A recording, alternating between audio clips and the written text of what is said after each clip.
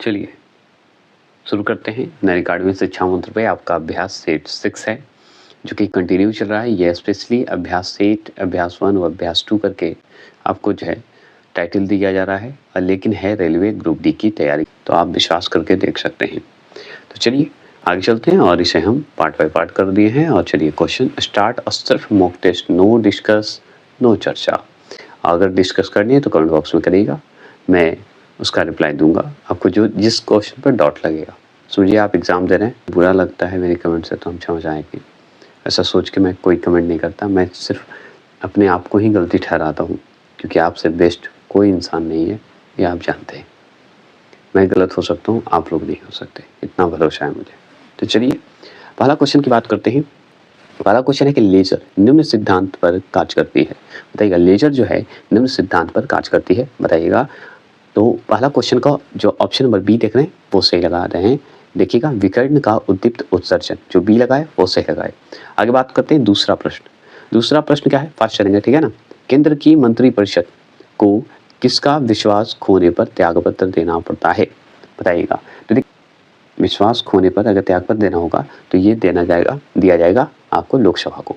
तो तीसरा प्रश्न है निम्न में कौन जो है पार्थिव ग्रह जो है नहीं है। तो हमारा बृहस्पति जो है पार्थिव ग्रह नहीं है। पार्थिव मतलब कठोर सतह वाला वो कहा जाता है पार्थिव ग्रह, जो कि बृहस्पति नहीं है ऑप्शन के हिसाब से।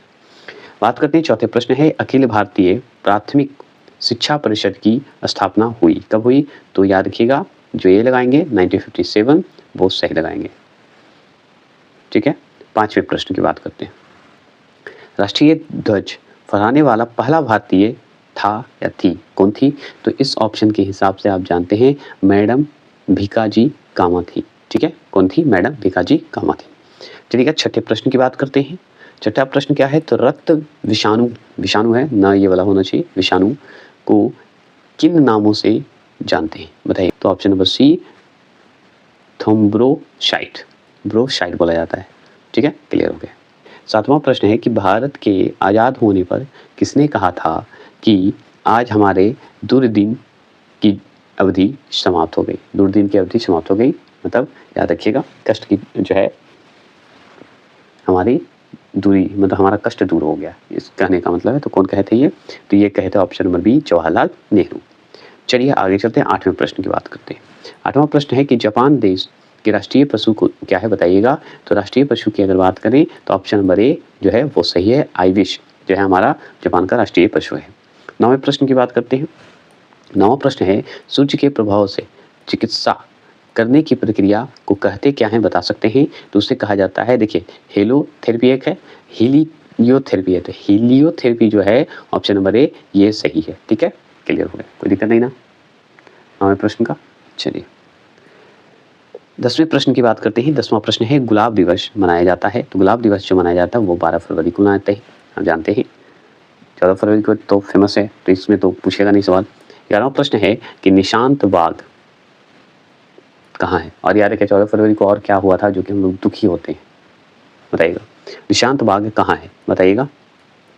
11वां प्रश्न का जवाब देंगे तो निशांत बाग जैसे ही पूछे तो जम्मू कश्मीर टिक लगा दीजिएगा। चलिए 12वां प्रश्न बताइएगा। 12वां प्रश्न है कि किसी रोलिंग प्लान की क्या विशेषता होती है, बताइएगा। किसी रोलिंग प्लान की क्या विशेषता होती है, तो वो होता है लोचनशीलता होता है। क्या होता है, लोचनशीलता होता है। चलिए 13वां प्रश्न की बात करते हैं। 13वां प्रश्न है कि एक अवतल लेंस बिंब का जो है प्रतिबिंब बनाती है जो होता है, क्या होता है, बता सकते हैं तो बताइए। तो वो होता है ऑप्शन नंबर डी आभासी, सीधा और हाशित, तीनों होता है, ये ध्यान रखना है। जो डी लगाए वो सही लगाए। चलिए 14 प्रश्न की बात करते हैं। 14 प्रश्न है कि मुगल काल में निम्न बंदरगाहों में से किसको, ठीक है, बाबुल मक्का कहा जाता था। बाबुल मक्का को कहा जाता था, बताइएगा। मक्का द्वार कहा जाता है, ये ध्यान रखना है, ये मक्का द्वार लिखा हुआ है। तो किसको बाबुल मक्का कहा जाता था, बता सकते हैं।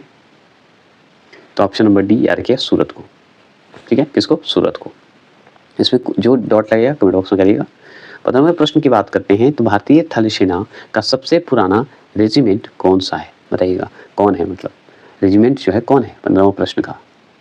थोड़ा सा हम अपने भी क्वेश्चन लगा देते हैं, तो आप ध्यान रखिएगा, क्योंकि एग्जामिनर है कि जरूरी नहीं कि हुबहू दे, तो इधर उधर देता है, इसलिए मैं प्रैक्टिस करवाता हूँ। Option number C Bombay Cyprus क्योंकि ऑफलाइन में मैं ऐसा ही करता हूँ, तो आप ऑनलाइन है तो ज़्यादा बोल नहीं सकता ना मैं। 16वां प्रश्न है ज्वालामुखी पर्वत माउंट सेंट हेलेंस कहाँ स्थित है? हेलेंस जो है कहाँ स्थित है बताइएगा, बता सकते हैं तो बताइए। 16वां प्रश्न का जवाब देंगे तो ये ऑप्शन नंबर डी याद रखिएगा, संयुक्त राज्य अमेरिका। क्लियर हो गए। चलिए 17वां प्रश्न की बात करते हैं। 17वां प्रश्न है आर्थिक योजना का अभिप्राय क्या है? तो आर्थिक योजना का अभिप्राय बताइए। तो ऑप्शन नंबर ए स्रोत विनियोजन होता है। आर्थिक योजना का मतलब होता है स्रोत विनियोजन, ये तो आप जानते हैं। 18वां प्रश्न है यहूदियों के पूजा स्थल को कहते हैं, क्या कहते हैं बताइए। 18वां प्रश्न का जवाब दीजिए, क्या कहिएगा? सिनेगॉग। क्लियर। चलिए 19वां प्रश्न। 19वां प्रश्न है प्रथम मानव रहित अंतरिक्ष यान कौन सा है? मानव रहित, याद रखिए मानव रहित अंतरिक्ष यान बताइएगा, उसका नाम बताइएगा। ये दोबारा क्वेश्चन पूछा है, बताइए। तो ऑप्शन नंबर याद रखिए ये लूना 16 याद रखेंगे। चलिएगा 20वां प्रश्न की बात करते हैं। मलेरिया किस वर्ग से जनित रोग है? मतलब किस वर्ग से जनित रोग है? मलेरिया जो है किस वर्ग से है बताइएगा। 20वां प्रश्न का बताइए। तो ऑप्शन नंबर डी प्रोटोजोआ है। मलेरिया जो है प्रोटोजोआ है, आप जानते हैं, अच्छे से जानते हैं। 21 क्वेश्चन नंबर है कि किसी गतिशील पिंड का वेग आधा करने से उसका संवेग होगा, क्या होगा बताइएगा, उसका संवेग क्या होगा? 21 का आंसर का जवाब देंगे, बताइए। तो ऑप्शन नंबर सी याद रखिएगा, आधा होगा। क्या होगा? आधा होगा। चलिए 22वां प्रश्न की बात करते हैं। हाइड्रोजन कार्बन मोनोऑक्साइड का मिश्रण जो है क्या कहलाता है बताइए। 22वां प्रश्न का जवाब देंगे तो याद रखिए जल गैस कहलाएगा। 23 क्वेश्चन नंबर ओलीव क्या है? ओलीव की शाखा किसका प्रतीक है बताइएगा। ओलीव की शाखा जो है किसका प्रतीक है बताइए इस ऑप्शन के हिसाब से 23 का। तो ऑप्शन नंबर सी याद रखिएगा, शांति। ठीक है। चलिए 24 क्वेश्चन नंबर है घरेलू विद्युत आवेश में आवृत्त होती है, कितनी आवृत्त होती है? हार्टेज में बताना है, बताइएगा। बताइए 24 का। तो ऑप्शन नंबर सी 50 हार्टेज होता है, HZ होता है, याद रखिएगा HZ। 25 क्वेश्चन नंबर किसी सेल का विवा बल मापा जाता है बताइएगा। विवा बल मापा जाता है तो क्या होगा आंसर 25 का? विभव मापी द्वारा, याद रखिएगा, है ना। विवा बल मतलब विभव मापी द्वारा, ठीक है, ऐसे याद कर लेंगे। चलिए 26 क्वेश्चन नंबर है कि गल्फ स्ट्रीम गर्म पानी की एक समुद्री धारा है जो निकलती है, कहाँ से निकलती है बताइए। 26 का आंसर का जवाब देंगे तो बी होगा, मैक्सिको की खाड़ी से होगा, ये जान लीजिए। आगे चलेंगे 27 क्वेश्चन नंबर। सिकंदर ने किस समय भारत पर आक्रमण किया बताइए। सिकंदर ने किस समय भारत पर आक्रमण किया बताएंगे 27। तो ऑप्शन नंबर ए 326 ईसा पूर्व में सिकंदर ने आक्रमण किया था, ये आप भी जानते हैं।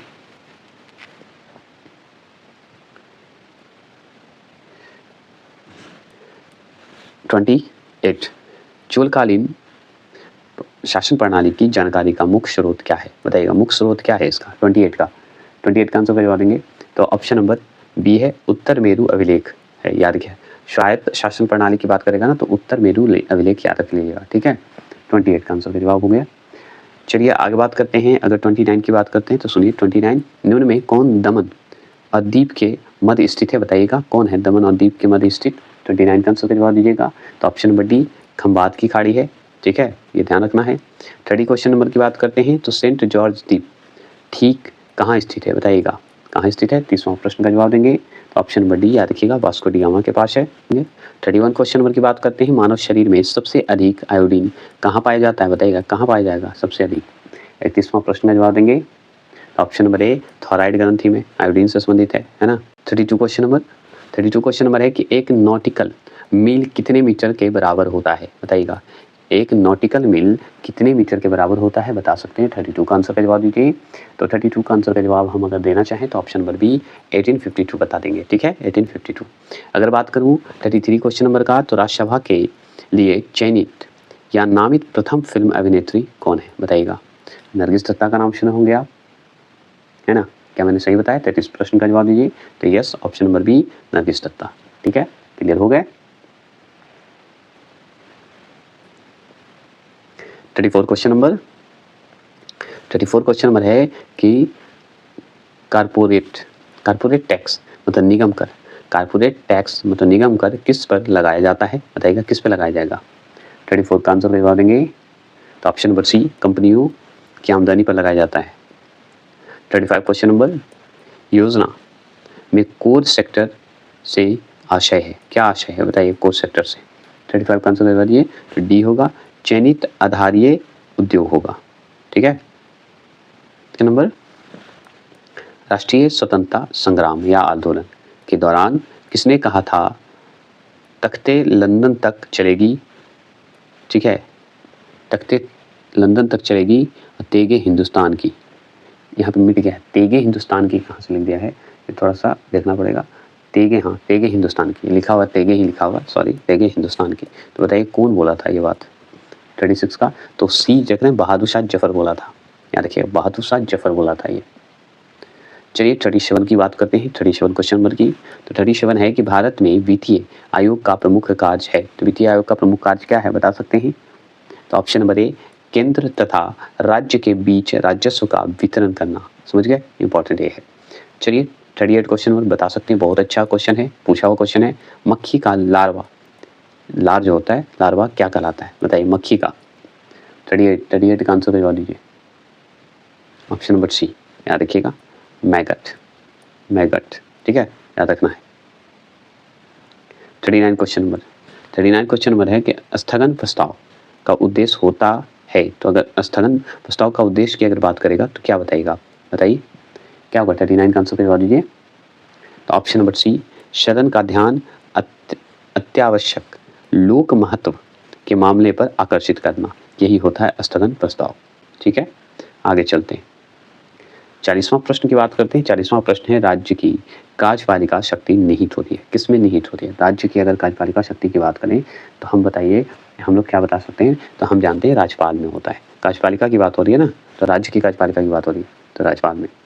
आगे बात करते हैं, मतलब गवर्नर हो गया। 41 क्वेश्चन नंबर है कि ब्लू चिप, ब्लू चिप है, ब्लू ऐसे बोला जाता है, ब्लू चिप कंपनी किसे कहते हैं बताइएगा, किसे कहा जाता है। ब्लू चिप जो है कंपनी किसे कहा जाता है या किसे कहते हैं बताइए। तो ऑप्शन नंबर ए, जिसकी वित्तीय स्थिति अत्यंत सुदृढ़ हो, मतलब मजबूत हो, सुदृढ़ हो। 42 क्वेश्चन नंबर, 42 क्वेश्चन नंबर, निम्न में कौन रात्रि के प्रथम पहर में गाए जाने वाला राग है, कौन सा राग है जो कि प्रथम पहर में ही गाया जाता है, रात्रि के प्रथम पहर में। ऑप्शन नंबर डी, राग भूपाली, ठीक है, राग भूपाली को कहते हैं, ठीक है। आगे चलिएगा 43 क्वेश्चन नंबर, 43 क्वेश्चन नंबर है कि ओलंपिक खेलों में महिलाओं की भागीदारी कब शुरू हुई, ये क्वेश्चन दोबारा आ गया है, बताएंगे 43। तो हम जानते हैं ऑप्शन नंबर ए 1900 ईस्वी में, याद रखिए 1900 में। चलिएगा 44वें प्रश्न की बात करते हैं। तो उल्टा झंडा किसका प्रतीक है बताइए, संकट का है उल्टा झंडा।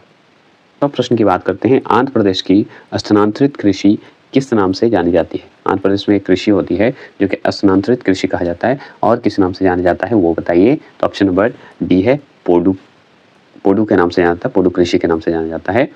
46 क्वेश्चन नंबर को ध्यान से सुनिएगा। 46 क्वेश्चन नंबर है कि हम्बोल्ट धारा किस समुद्र में किस तट के निकट प्रवाहित होती है बताइएगा, बता सकते हैं। 46 का आंसर जवाब देंगे तो हम देंगे ऑप्शन नंबर बी, याद रखिएगा प्रशांत महासागर में दक्षिण अमेरिका के पश्चिमी तट के पास है, ये ध्यान रखना है। चलिए आगे चलते हैं, अब बात करते हैं 47वां प्रश्न। 47वां प्रश्न है कि चोल के विषय में सर्वप्रथम जानकारी किस पुस्तक से प्राप्त होती है, किस पुस्तक से प्राप्त होती है ये बताइए 47 का। तो हम जानते हैं ऑप्शन नंबर सी, याद रखिएगा अष्टाध्यायी, याद रखिएगा अष्टाध्यायी।